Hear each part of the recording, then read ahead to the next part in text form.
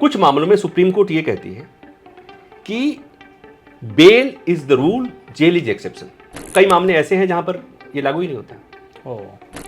तो ये सवाल तो उठेगा ना। बीइंग कोर्ट रिपोर्टर, मुझे लगता है कि आंख खोलने का नुकसान है और तलवार हटने का भी नुकसान हो गया। तलवार हटने का नुकसान ये होगा कि सुप्रीम कोर्ट के खिलाफ कोई कुछ भी बोलता है, कोई कुछ भी लिखता है, और यहां तक कि सुप्रीम कोर्ट के फैसले के बाद जुलूस निकलता है। सब जगह आदमी का वैल्यू, मोरल वैल्यू गिर रहा है। आदमी से सियासत, सब कुछ आदमी से ही बना हुआ, सबका गिर रहा है। नेताओं का दल बदल करना, पार्टी छोड़कर पैसे लेकर इस पार्टी से उस पार्टी में जाना, पावरफुल सरकार का दूसरी की सरकार को तोड़ के अपनी सरकार बनाना, देश के लिए तो डेमोक्रेसी के साथ मजाक है, खिलवाड़ है, उस राज्य की जनता के साथ मजाक है। और ये एक विडंबना कहिए कि आज के समय में ये बहुत जनरलाइज हो गया है। तो मेरे हिसाब से ये मजाक है। दुनिया के सबसे बड़े लोकतंत्र का हम दावा करते हैं, और हैं भी, सबसे पुराना और सबसे बड़ा लोकतंत्र है, और वहाँ पर अगर इस तरह की विकृतियाँ हैं तो ये किसी भी तरह से जायज नहीं ठहर सकती। बने हुए घर को सजाना संवारना तो कोई भी कर सकता है। निर्माणाधीन इमारत को या मिट्टी खोद की इमारत को बनाने के लिए, तो उस लिहाज से अगर देखा जाए तो मुझे लगता है कि नेहरू वाज बेस्ट। मोदी, इंदिरा गांधी और मोदी जी की दोनों की हम चर्चा करते हैं कि ये दोनों की एक अच्छी बात रही है। उस अच्छी में तमाम अच्छे भी और खराब भी हो जाते हैं कि ये बहुत सशक्त प्रधानमंत्री रहे। सशक्त इन द सेंस कि हमें जो चाहना है, हमें जो करना है, वो हम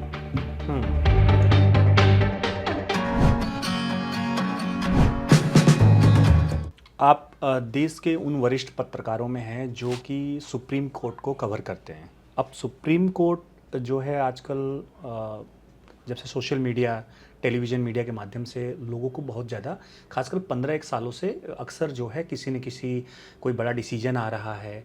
ईडी, सीबीआई के आजकल केस बहुत चलते हैं जिसको लेके बड़ी चर्चा होती है। सुप्रीम कोर्ट में ये डिसीजन आएगा तो हर पक्ष के लोग, है ना, कि हर नेता के कोई न कोई चाहने वाले लोग जो होते हैं वो कहते हैं कि इसको जमानत मिलेगी कि नहीं मिलेगी।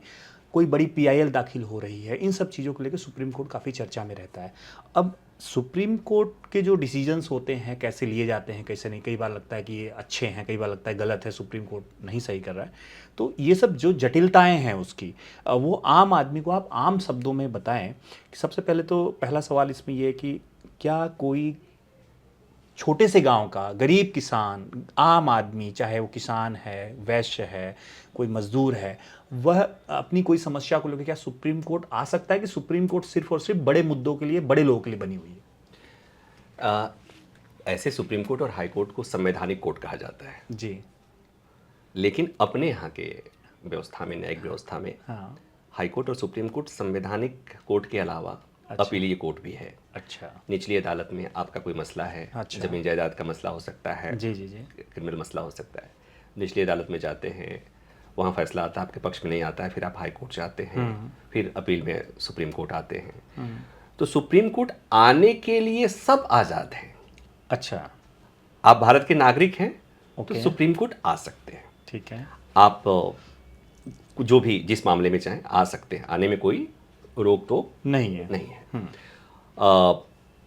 इसके अलावा फंडामेंटल राइट का उल्लंघन होता है तो आप पीआईएल फाइल, आप अपने राइट के लिए आ सकते हैं, आप पीआईएल फाइल कर सकते हैं।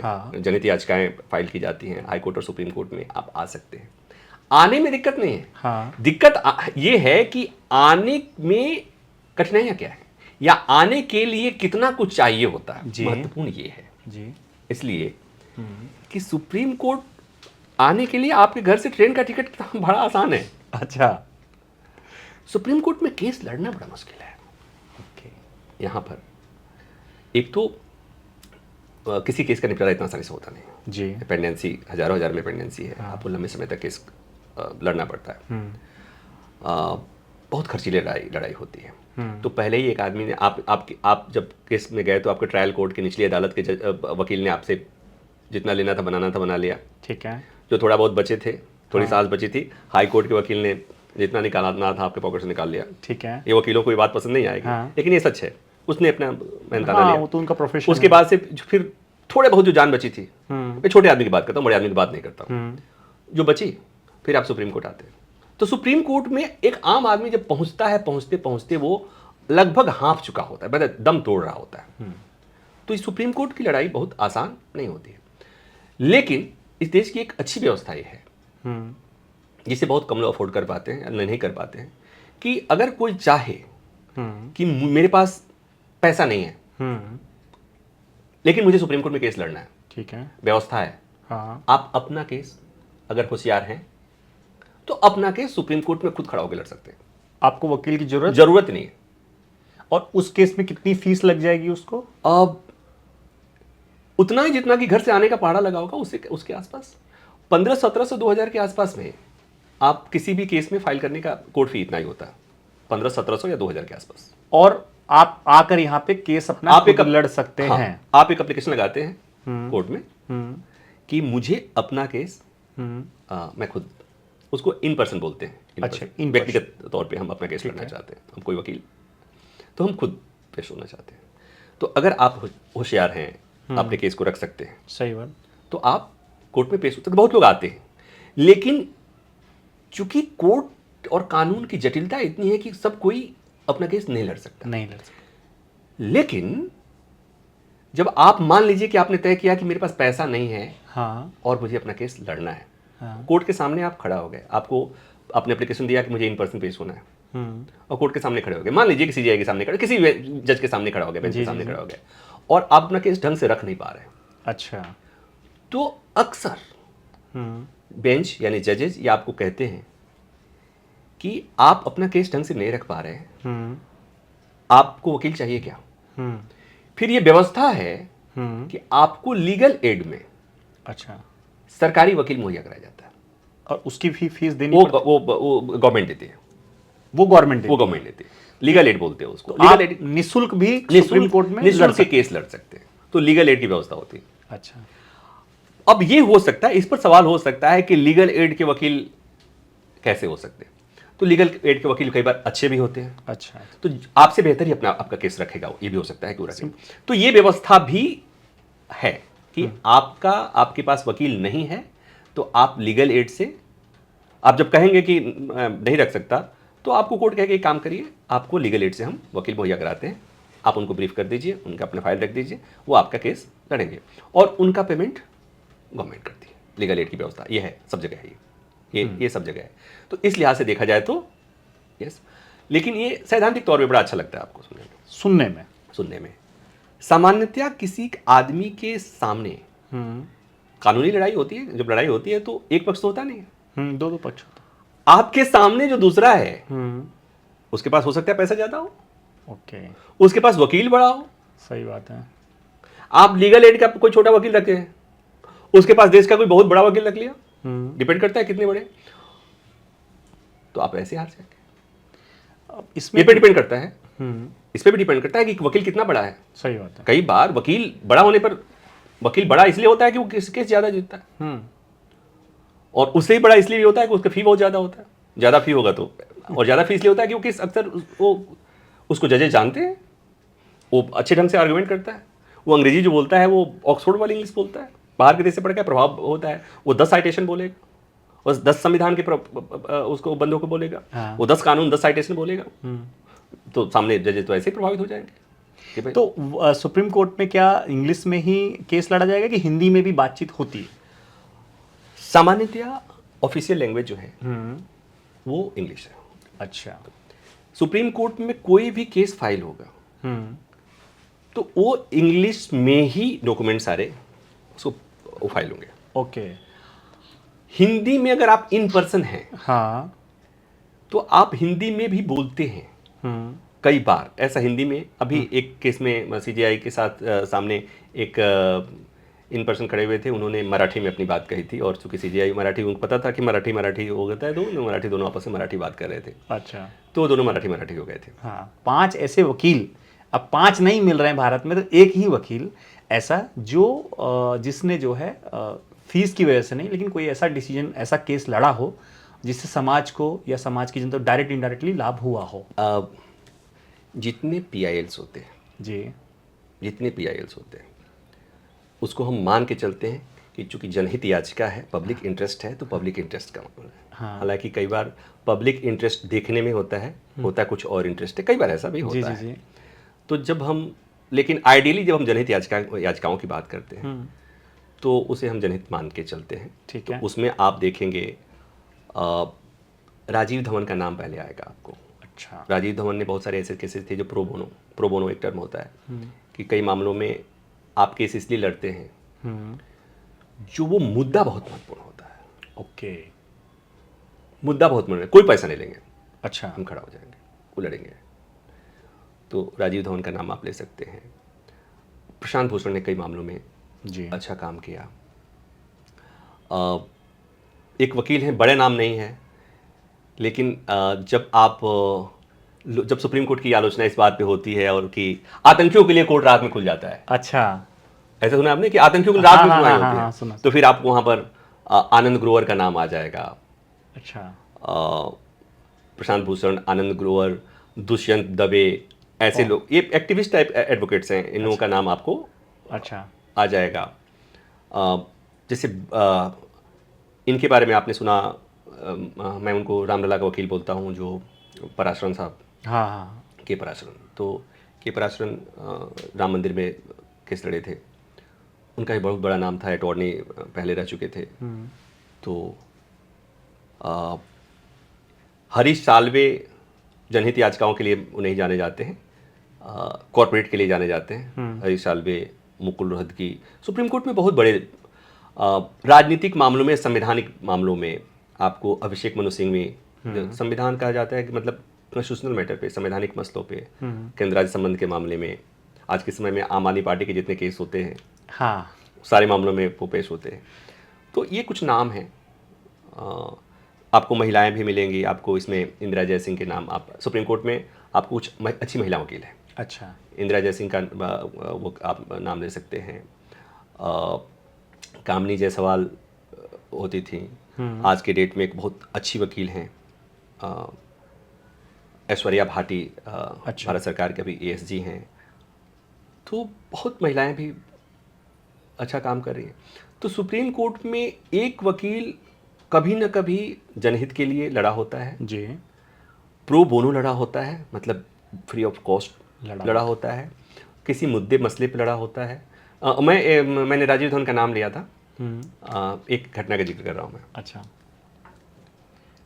संत रामपाल का आश्रम बरवाला में, हाँ हाँ हाँ। वहाँ पर कुछ आरोप लगे, आश्रम खाली कराने के लिए पुलिस की कार्रवाई हुई। अच्छा। दिल्ली से पत्रकार गए थे लोग, अच्छा। पत्रकार वहाँ पहुँचे और पुलिस ने सबको इकट्ठा किया, और चूंकि वहाँ पुलिस को एक्शन लेना था, तो सबसे था कि मीडिया को कैसे रोकना है। अब मीडिया तो रोकने वाली नहीं, तो पहले क्या किया कि पुलिस लाठीचार्ज करने, पहले मीडिया वालों को लाठीचार्ज कर दिया। तो मीडिया वालों को बहुत दौड़ा दौड़ा के मारा। अच्छा। कैमरा तोड़ दिया गया, पत्रकारों को चोट आई थी। दिल्ली से अजीत भी गए थे, चोट आई थी, बहुत लोगों को चोट आई थी। तो उसमें पहले मीडिया को उन्होंने मारा, तो तमाम पत्रकार टूट फूट गए थे उसमें, बहुत लोगों को बहुत गंभीर चोटें आई थी। तो हम यहाँ दिल्ली में बैठे, हमने कहा हम क्या कर सकते हैं, इसमें ये तो गलत हुआ है। हमने कहा हम पीआई फाइल करेंगे। अच्छा। और मेरे साथ 2-3 लोगों ने मिलकर के एक पीआई फाइल किया सुप्रीम कोर्ट कि भाई पूछिए क्यों हुआ ऐसा, ऐसे कैसे कोई। अब हम सुप्रीम कोर्ट में कवर करते हैं, हमने इतने वकीलों का नाम दिखाया, सब लोगों को हम जानते हैं, कभी ना कभी इंटरेक्शन होता है। मसला ऐसा था, तो वह किसको खड़ा किया जाए? पैसा थोड़ा देना, हम पैसा कहाँ से देंगे? हम उनको, उनकी जितनी बड़े वकीलों की फी जितनी है उतनी है तो हम तो 5 महीने में कमाएंगे, 10 महीने में कमाएंगे। एक वकील, बड़े वकील यहाँ पर 15 लाख, 20 लाख, 25 लाख, 30 लाख, 40 लाख एक दिन में लेते हैं हियरिंग का। हाँ, ओ, मतलब यहाँ कुछ हजार से शुरू होकर के, हाँ 10-10 लाख, 15 लाख, 20 लाख रुपए एक दिन के एक पे पेश होने के लिए। सही बात है, सही। तो मैंने कहा कि किसको खड़ा करना है, तो बात हुई, तो हुआ कि कोई एक ऐसा आदमी चाहिए जो, तो हमने राजीव धवन को अप्रोच किया। अच्छा। और राजीव धवन को बताया गया कि ऐसा है। एक वकील हमारे मित्र हैं, तो उनको मैंने कहा कि आप फाइल बना दीजिए। उन्होंने फाइल बना दिया। हमने कहा हम चाहते हैं कि इस केस में बड़े वकील जो होते हैं वो फाइल नहीं बनाते। अच्छा। वो केवल पेश होते हैं। छोटे वकील मतलब जूनियर वकील फाइल करते हैं, बनाते हैं उसका। तो उनको कहा गया और राजीव धवन खड़े हुए और राजीव धवन ने कहा कि माय लॉर्ड ऐसा करके पूछा जाना चाहिए। और सुप्रीम कोर्ट ने नोटिस जारी कर दिया सीकिंग रिप्लाई हरियाणा गवर्नमेंट को। अच्छा।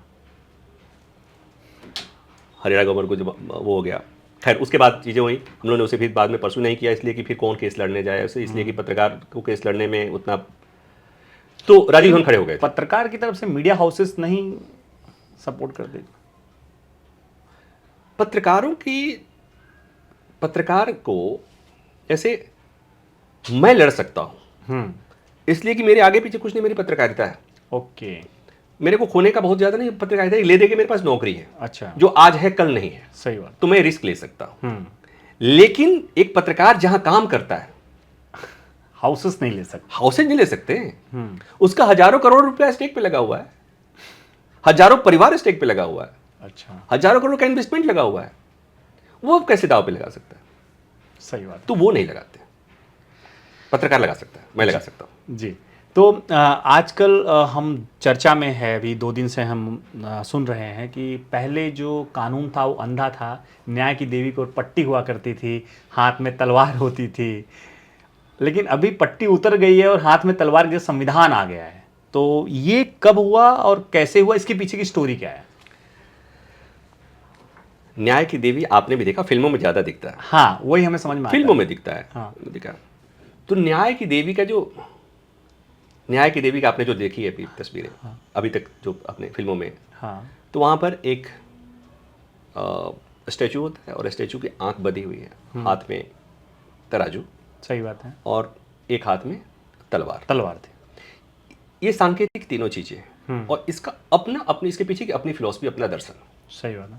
वो दर्शन ये कि आंख पर पट्टी बंधने का मतलब न्याय की देवी जिसे न्याय करना है, उसके सामने छोटा बड़ा अमीर गरीब कोई भी हो, अगर आंख खुली होगी तो देख के प्रभावित हो सकती है। सही बात। बड़ा वकील है, छोटा वकील है, हाँ, प्रभावित हो जाएगा। तो इसलिए आंख कि बिना पक्षपात के न्याय हो सके, इसलिए आंख बधी हुई। हाथ में तराजू कि यहां पर पक्ष विपक्ष तथ्यों के साथ, सबूतों के साथ तोले जाएंगे, और इसी आधार पर न्याय होगा। ठीक है। और हाथ में तलवार। हाथ में तलवार दंड का प्रतीक कि हमने जो न्याय किया है ये मानना पड़ेगा। अच्छा। नहीं तो हमारे पास तलवार है, दंड की शक्ति हमारे पास। सही बात है। ये एक फिलॉसफी थी उस आइडियल उसमें। पिछले साल सुप्रीम कोर्ट में एक पहले की जो इमारत है जहां पर बेंच बैठती है जी, तो उसमें चूंकि बहुत आजकल रश हो गया है, तो इसकी एक दूसरी बिल्डिंग बनी है, नई बिल्डिंग सुप्रीम कोर्ट के अपोजिट में। पहले वहां पर अपू घर हुआ करता था, वहां पर अच्छा, उसका विस्तारित बिल्डिंग बनी है। तो यहाँ पर जो सुप्रीम कोर्ट की पुरानी बिल्डिंग में जो जजेज लाइब्रेरी थी, छोटी सी थी, तो उसकी जगह पर वहां पर नई बिल्डिंग में बड़ी सी लाइब्रेरी बनाई गई है जी, जजेज लाइब्रेरी। हाँ। पिछले साल अप्रैल में उस लाइब्रेरी का उद्घाटन हुआ जी। उस लाइब्रेरी के ठीक सामने हाँ एक मूर्ति लगी, स्टैचू लगी। हाँ। तो जिस समय उद्घाटन हुआ, उस मूर्ति के सामने खड़ा होकर के तमाम जजों ने, उसमें सीजेआई, उस समय सीजेआई थे जस्टिस चंद्रचूड़, अभी भी हैं। हाँ, जस्टिस चंद्रचूड़ अभी नवंबर तक तो हैं। हाँ। तो वो अपने लोगों के साथ वहाँ पर उनकी फोटो भी है। अच्छा। तो पीछे बैकग्राउंड में वो आपको वो वाली तस्वीर दिखेगी, स्टैचू दिखेगी। उस स्टैचू में आँख की पट्टी गायब नहीं है। अच्छा। और वो हाथ में तलवार की जगह पर किताब है, किताब को हम संविधान मान लेते हैं, ठीक है, और तराजू है। हाँ। तो उस समय किसी ने शायद नोटिस नहीं किया होगा, चाहे जो भी हुआ। अच्छा। अभी अचानक से कल किसी एक चैनल ने दिखाया, उसके बाद अखबारों ने चर्चा हुई, अचानक चर्चा हुई, लेकिन वो पहले से एग्जिस्ट कर रही है। वो 2023 से मूर्ति न्याय की देवी। अच्छा। महत्वपूर्ण उसमें यह है कि उसमें जो मैंने कहा कि आंख की पट्टी गायब हो गई। हाँ। और हाथ में तलवार की जगह पे संविधान। हाँ। इसके पीछे की फिलॉसफी ये बताई गई। हाँ। जो सुप्रीम कोर्ट का बुकलेट हाँ, है, और जो कि हमारे यहाँ का जो न्याय है, व्यवस्था है, वो देख सकता है, अंधा नहीं है। हम देखते हैं। ये नई फिलॉसफी दी गई कि किसका करना है किसका नहीं करना। नहीं, अब रुकिए, ये तो अलग हो गया। तो मतलब देख सकते हैं। हाँ। मतलब इसका जो जिस फिलॉसफी के चलते उसे हटाया गया, ठीक है। और हमारा देश तलवार से नहीं चलता, संविधान से चलता। इसके पीछे ये फिलॉसफी मेरी, मतलब मुझे जो बात समझ में आ रही है कि जो पहले की व्यवस्था थी और पहले का संकेत था, पहले की फिलॉसफी थी, वो ज्यादा बेहतर थी। वो क्यों बेहतर थी कि अगर आम आदमी को ये लगता है, ये सामान्यतया लगता है, हम लोग सोशल मीडिया पे हैं, ट्विटर पे हैं, फेसबुक पे हैं, रिपोर्ट करते हैं, लोग मिलते हैं, पूछते हैं, पत्रकारों के तौर पे पूछते हैं, तो कहते हैं कि फला मामले को सुनवाई के लिए सुप्रीम कोर्ट पर समय नहीं है, फला के मामले में तत्काल पटिशन चल जाता है, सुप्रीम सुनवाई कर लेता है, फला के मामले में फैसला इधर आ गया, फला। तो इसका मतलब ये हुआ कि सुप्रीम की न्याय की देवी ने जब से देखना शुरू किया, अच्छा, देखना शुरू किया, तो उसने देखने पर तय करना शुरू किया कि इसके मामले की सुनवाई कर लेते हैं, इसका तो काम चल जाएगा, इसमें बड़ा वकील है, इसको सुन लेते हैं, इसमें बड़ा वकील है, इसको ज्यादा सुन लेते हैं। मैं इसको ऐसे देख रहा हूं, और ये मैं जो कह रहा हूं बहुत जिम्मेवारी के साथ कह रहा हूं। 20 साल हो गए मैं सुप्रीम कोर्ट के कॉरिडोर में घूमते हुए। सही बात है। 20 साल में मैंने न्यायपालिका के बड़े रंग देखे, और हमारे सामने 1 दर्जन से ज्यादा सीजेआई बने। 1 दर्जन? 1 दर्जन से ज्यादा सीजेआई बने। तो हमने देखा हुआ है, एक सीजेआई का कार्यकाल देखा हुआ है, अच्छे से देखा हुआ है, अच्छी चीजें, खराब चीजें। न्यायपालिका में इन दिनों इतना बदलाव देखा, जजों को मीडिया के सामने जाकर के प्रेस कॉन्फ्रेंस, ये सब मैंने देखा हुआ, हम लोगों ने देखा हुआ है। तो ये हमारा मतलब ये 2 दशक जो है सुप्रीम कोर्ट में, तो जो मैं मुझे लगा कि उसके पीछे की जो फिलॉसफी थी वो ज्यादा बेहतर थी। अच्छा। और ये अब महसूस आप भी करेंगे कि आपको सुनने में आएगा कि कुछ जैसे एक ही उदाहरण देता हूं, वो समझने के लिए काफी है। महाराष्ट्र मामले में, शिवसेना मामले में सुप्रीम कोर्ट ने कहा कि अगर उद्धव ठाकरे ने इस्तीफा नहीं दिया होता तो हम उनको मुख्यमंत्री बनाने का आदेश देते, लेकिन उन्होंने इस्तीफा दे दिया, इसलिए हम मुख्यमंत्री बनाने का आदेश नहीं दे सकते। इसका मतलब कि कोर्ट ने ये माना था कि जो सरकार बनी है वो सही नहीं है। सही बात। वो मामला सुप्रीम कोर्ट में आज भी पेंडिंग है। विधायकों की अयोग्यता का मामला सुप्रीम कोर्ट में आज भी पेंडिंग है। शिवसेना का मालिक असली कौन है, वो मामला अभी भी पेंडिंग है। अब तो चुनाव आ गए, यही तो सवाल है। चुनाव आ गए, मामला पेंडिंग है। विधायकों की अयोग्यता पर फैसला होने को लेकर के सुप्रीम कोर्ट में पिटीशन लंबित है, और चुनाव आ गए, तो ये सवाल तो उठेगा ना। कुछ मामलों में सुप्रीम कोर्ट ये कहती है कि bail is the rule, jail is exception. और आपको ऐसे मामले में मैं आपको गिना दूंगा, जिन मामलों, कई मामले ऐसे हैं जहां पर ये लागू ही नहीं होता। तो आंख खुल गई ना। आंख खुलने का लाभ नहीं हो रहा जनता को। मतलब बीइंग कोर्ट रिपोर्टर, मुझे लगता है कि आंख खुलने का नुकसान है, और तलवार हटने का भी नुकसान हो गया। तलवार हटने का नुकसान ये हो गया कि सुप्रीम कोर्ट के खिलाफ कोई कुछ भी बोलता है, कोई कुछ भी लिखता है, और यहां तक कि सुप्रीम कोर्ट के फैसले के बाद जुलूस निकलता है। SC/ST के मामले में, रिजर्वेशन के मामले में सुप्रीम कोर्ट के फैसले के खिलाफ देश बंद का नारा दे दिया गया। यही नहीं, सरकारें कहती हैं कि हम सुप्रीम कोर्ट के कानून को नहीं, सुप्रीम कोर्ट के फैसले को नहीं मानने के लिए हम कानून में बदलाव कर देंगे। सही बात। वो जो दंड का भय, तलवार का भय था, वो भी खत्म हो गया। तो उसके पीछे जो फिलॉसफी थी, आंख पे पट्टी और हाथ में तलवार, वो बड़े वाजिब सी फिलॉसफी थी। उसमें बदलाव भले ही आज इसको अलग ढंग से देने की कोशिश की जाए, मुझे लगता है कि बहुत जायज नहीं है, मेरे हिसाब से जायज नहीं। तो एक शब्दों में बताइएगा, ताकतवर सरकार या सुप्रीम कोर्ट?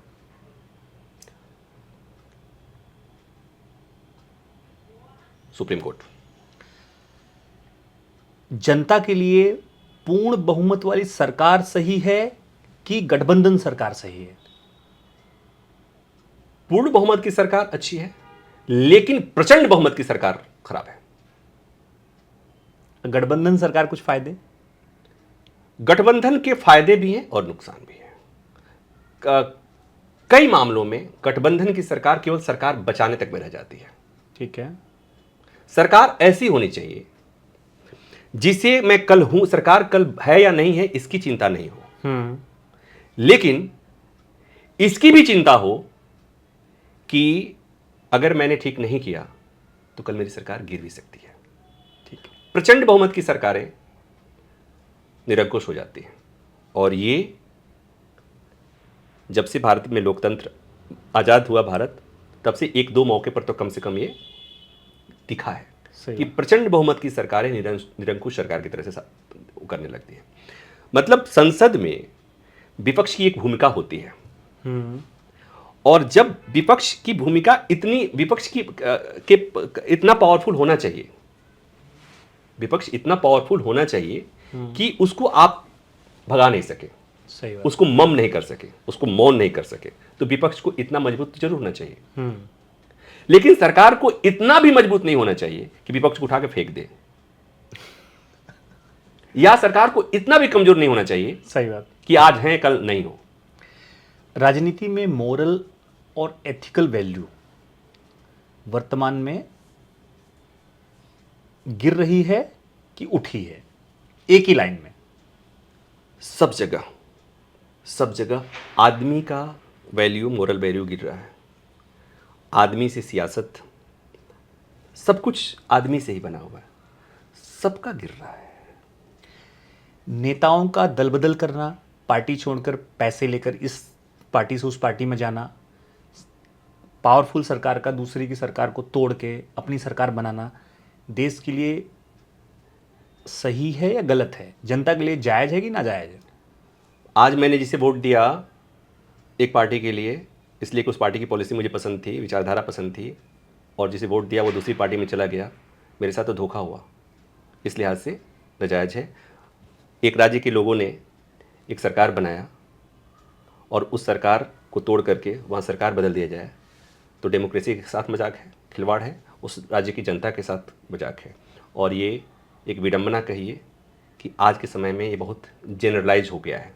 इसे लोग अब कहने लगे हैं, राजनेता कहने लगे हैं कि सरकार भले ही इनकी बहुमत इनका है, भले ही नंबर इनके पास है, सरकार तो हमारी हम बनाएंगे। ये जो है, ये कहना, ये जो सामान्यीकरण है, इसको बहुत सामान्य भाषा, मतलब ये बहुत सामान्य घटना, ये विडंबना है कि इसको सामान्य घटना के तौर पर प्रोजेक्ट किया जाने लगा, उसे स्वीकार किया जाने लगा है। मतदाता तक कहने लगे हैं, हाँ ठीक है, भले ही बनने की सरकार बन जाए तब ना, बन गई तो चल जाए तब ना, कितने दिन चलेगी? और ये हाल के दिनों में कई घटनाओं में ऐसा दिखा है। तो मेरे हिसाब से ये मजाक है। दुनिया के सबसे बड़े लोकतंत्र का हम दावा करते हैं, और हैं भी, सबसे पुराना और सबसे बड़ा लोकतंत्र हम हैं, और वहाँ पर अगर इस तरह की विकृतियाँ हैं तो ये किसी भी तरह से इसे जायज़ नहीं ठहरा सकता। देश का अगला प्रधानमंत्री आप किसको देखते हैं? योगी, राहुल गांधी या कोई और? अभी जो इंडियन पॉलिटिक्स है ना, वो बहुत अलग दौर से गुजर रहा है।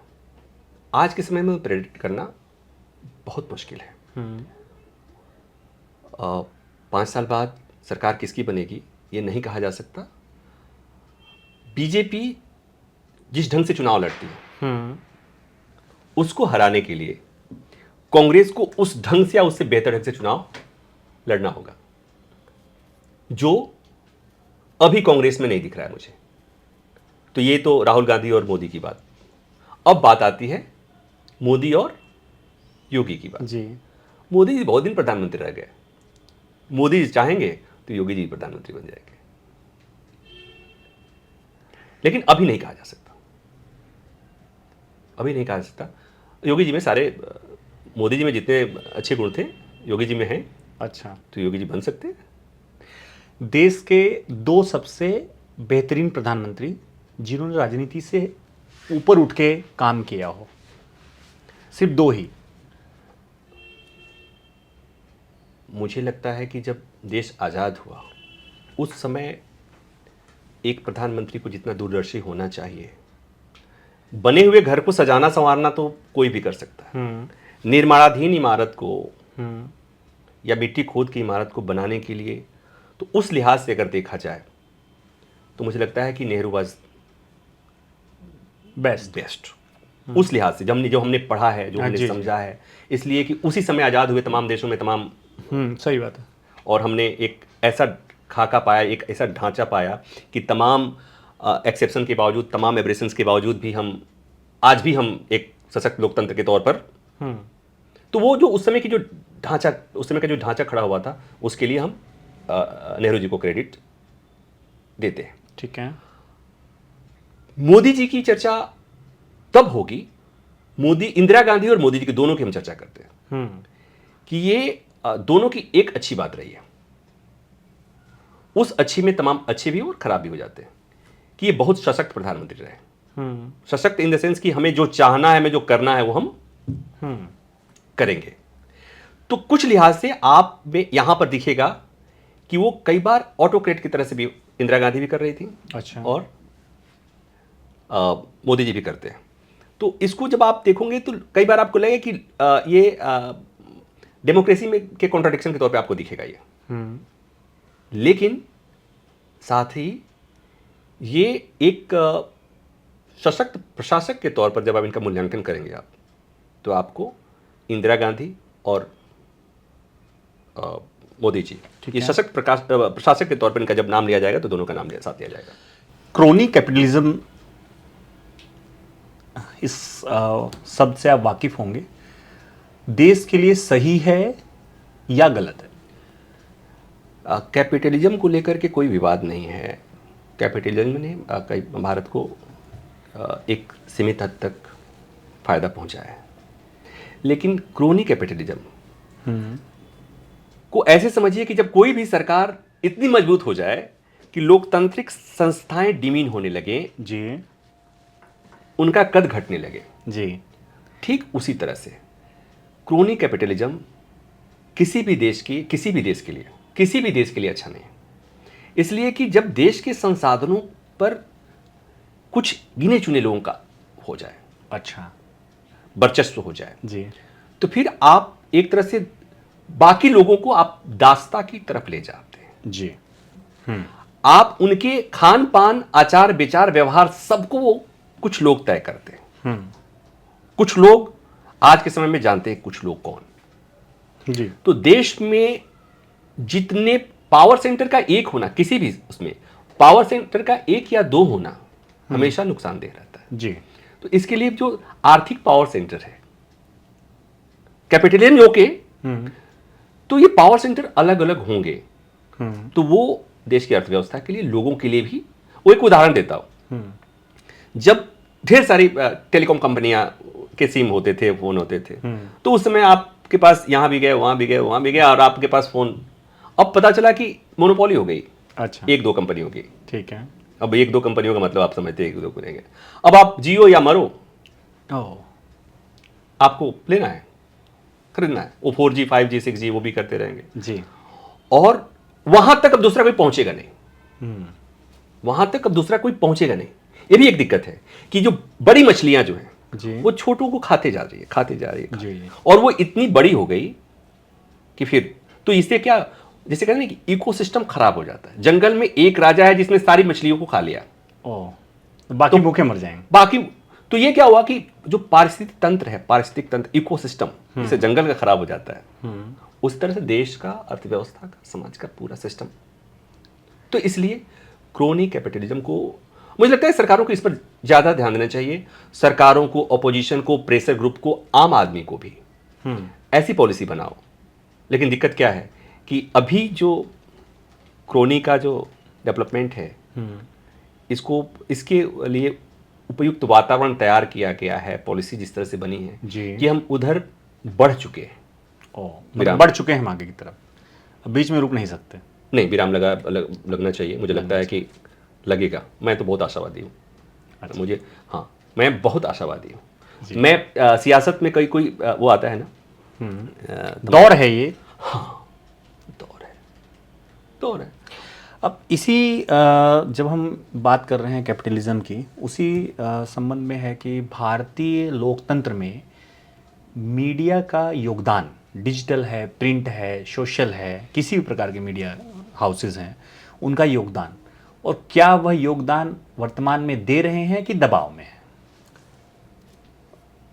आपका सवाल जो है, जब हम कहते हैं मीडिया के बारे में बात करते हैं, तो मीडिया के लिए वर्ल्ड वाइड कि media is the fourth pillar of democracy. जी, और जैसे हम फोर्थ पिलर कहते हैं तो हम मीडिया पर एक बहुत बड़ी जिम्मेवारी देते हैं, और इस लिहाज से देखा है तो मीडिया पर कोई दबाव होना नहीं चाहिए। कार्यपालिका, विधायिका, न्यायपालिका की तरह से। दुर्भाग्य यह है, विडंबना यह है कि इसको कह तो क्या गया, इसके कर्तव्य बता दिए गए, इसके दायित्व बता दिए गए, अच्छा, अधिकार नहीं दिए गए, अधिकार नहीं दिए गए। तो ये बेसिकली पावरलेस हो गया इस लिहाज से। जी, और पावर इसके पास ये है कि हम एक जनमानस बनाते हैं जी। मीडिया की भूमिका एक बहुत महत्वपूर्ण है कि हम जनमानस बनाते हैं और वो जनमानस बनाते हैं जो सरकारें बनाती हैं और गिराती हैं। तो इसलिए देखिए मीडिया कितना महत्वपूर्ण है। तो ये जनमानस बनाने की जो प्रक्रिया है वो फ्री एंड फेयर होना चाहिए। लेकिन वो फ्री एंड फेयर कब होगा? जब उस पर कोई अंकुश नहीं होगा, और अंकुश तब होगा जब इस पर कैपिटलिज्म और क्रोनी कैपिटलिज्म का दबाव नहीं होगा।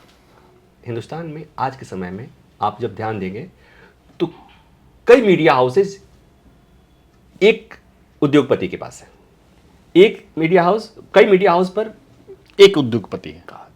अब जब मीडिया हाउसेस कॉर्पोरेट के हाथ में होगा तो वो जनमानस कभी भी जनता के लिए नहीं बनाएगा।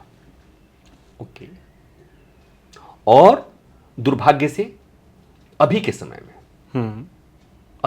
में जो हमारी मीडिया है वो इसमें नाकाम है, जनमानस नहीं बना पा रहे। तो जो फोर्थ पिलर की जिम्मेवारियां हैं वो हम नहीं निभा रहे हैं। और मैं मीडिया के बारे में तो मैं कहता हूं, चूंकि मैं मीडिया में हूं और मीडिया में हूं तो अंदर की चीज़ें भी समझ में आती हैं। तो एक कानून में कहते हैं कि जब आप पर आरोप लगता है, किसी पर आरोप लगता है, पुलिस एफआईआर दर्ज करती है तो उसमें आरोप होता है और फिर उसके बाद से मामला कोर्ट में जाता है। उस कोर्ट में जाने के पहले आपके खिलाफ चार्जशीट दायर होता है, पुलिस जांच करती है, इन्वेस्टिगेशन होता है, चार्जशीट दायर होता है जी। और फिर कोर्ट में जाते हैं और फिर वहाँ पर पुलिस कहती है कि इनके खिलाफ ये चार्जेस, तो चार्जशीट सबमिटेड। अब आपके पास या जो आरोपी होता है वो मेरे पास विकल्प ये होता है कि हम कहें कि हमारे ऊपर आरोप जो है वो सही नहीं है, तो हम ट्रायल फेस करेंगे। फिर ट्रायल चलता है और फिर ट्रायल होगा, फिर कोर्ट ने हमें कन्विक्ट किया या बरी कर दिया या फिर सजा होगी। या उसी समय जब ट्रायल के स्टेज में ही हम कहते हैं कि trial not needed, I plead guilty. अच्छा, कोई जरूरत नहीं है ट्रायल चलाने की। ठीक है। ये जो चार्जशीट में जो बातें हमारे खिलाफ कही गई हैं, हाँ, आई एडमिट, ओके, मैं इस गुनाह को कबूल करता हूँ। ये जो है कहा गया है, पुलिस ने जो भी कहा है ये मैं कबूल करता हूँ। तो मीडिया के ऊपर जितने आरोप लगते हैं, being media man, being journalist, जितने आरोप लगते हैं मैं सब कबूल करने को तैयार हूँ, मैं सब कबूल करता हूँ। लेकिन साथ ही साथ ये भी कि जब सारी संस्थाएं कंप्रोमाइज हो गई हैं, अब सारी गिनाने की जरूरत नहीं पड़ेगी, आप सब जानते हैं। जुडिशरी कंप्रोमाइज है, कोई दो राय नहीं, आँख खुल गई है। हाँ, जुडिशरी कंप्रोमाइज है। हाँ, जांच एजेंसियां कंप्रोमाइज है, ये कहने की बात नहीं है। सुप्रीम कोर्ट कह रहा है कि अभी भी पिंजरे का तोता वाले भूमिका में वाली बात। तो सुप्रीम कोर्ट जांच एजेंसियां कंप्रोमाइज है, ईडी और सीबीआई की भूमिका देख सकते हैं। अक्सर चुनाव आयोग के बारे में चुनाव आयोग के बारे में कहा जाता है। तो ये जब सारी चीजें कंप्रोमाइज हो गई, पॉलिटिकल पार्टीज कंप्रोमाइज हो गई, इधर के नेता उधर नेता कंप्रोमाइज हो गए, मंत्री कंप्रोमाइज हो गए, गवर्नमेंट कंप्रोमाइज हो गए, टीचर्स कंप्रोमाइज हो गए, डॉक्टर्स कंप्रोमाइज हो गए जो पैसा लेकर के कंपनियों के लिए दवा लिखना शुरू कर दिए। जब सब कंप्रोमाइज हो जाए तो मीडिया वाले कहाँ से आते हैं? मंगल ग्रह से थोड़े आते हैं, यही वाले तो हैं। तो वो भी कंप्रोमाइज है। अगर आप धरती को माँ समझ रहे हैं जी, उस फिलॉसफी पे आइए। उस माँ को आपने त्याग दिया, वो माँ आपको देख रही थी। अच्छा, 40 साल तक माँ से आपने हालचाल नहीं पूछा। उस माँ में सब कुछ शामिल है, वो जमीन भी, वो समाज भी। मुझे किसी ने कल कहा कि बिहार के लोगों को अवसाद नहीं होता, और ये सच है, मैं बहुत गर्व के साथ ही कह सकता हूँ। अच्छा, दिल्ली में जो आदमी आता है वो छोटा हो या बड़ा, हाँ, कमा के घर नहीं जाता है, वो यहीं बस जाता है। जो एक आदमी बैग लेके आया, हाँ, जो एक आदमी बैग लेके आया, लेकर आया, सही बात है। एक टिकट कटाया था, बैग लेके आया। मैं खुद अपनी बात कर रहा हूँ। हाँ, हाँ, समझ रहा हूँ। मैं आया था, बैग लेके आया था, और मुझे यहां से अगर जाना हुआ तो ट्रक में सामान भर के जाना पड़ेगा। सही बात। 4 बैंक में, 4 नहीं मतलब 2-3 बैंक में अकाउंट क्लोज करना पड़ेगा, इसलिए कि यहीं पर सब कुछ ही हो गया। संस्कार जिसकी बुनियाद में होती है परंपरा, और हम कुलवृक्ष संजोते हैं, सींचते हैं परंपरा के जड़ों को, आपके पुरखों के इतिहास को। और अगर आप अपने पूर्वजों को जानना चाहते हैं तो आइए हमारी वेबसाइट www.कुलवृक्ष.in पर या फिर हमें कॉल कीजिए और बनाइए अपनी फैमिली ट्री।